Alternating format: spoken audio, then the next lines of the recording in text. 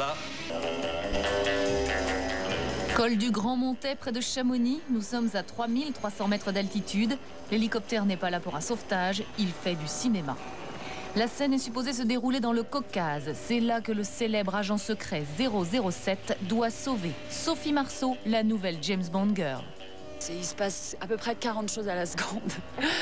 Mais il y a une espèce de rencontre entre Bond et elle, une histoire qui va se passer. Lui, il va un petit peu se faire manipuler par elle. Il va falloir qu'il se retourne contre elle pour arrêter l'explosion du monde, parce qu'on est dans les trucs nucléaires. Enfin, c'est pas petit, quoi. Et voilà, quoi. Et tout est bien qui finit bien, sauf pour moi, évidemment. 5 semaines de tournage, rien qu'à Chamonix, puis 20 semaines dans 4 autres pays du monde.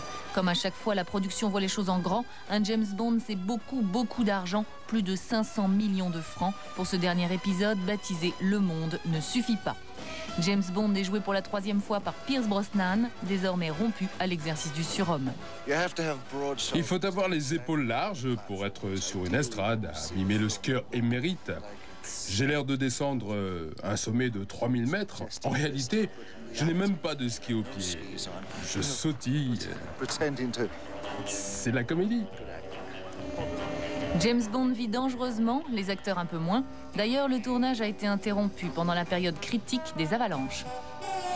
Cette fois, le soleil était au rendez-vous et malgré la température glaciale, il fait moins 10 degrés, Sophie Marceau et Pierce Brosnan ont mis en boîte leur scène de poursuite dans les prétendues montagnes du Caucase.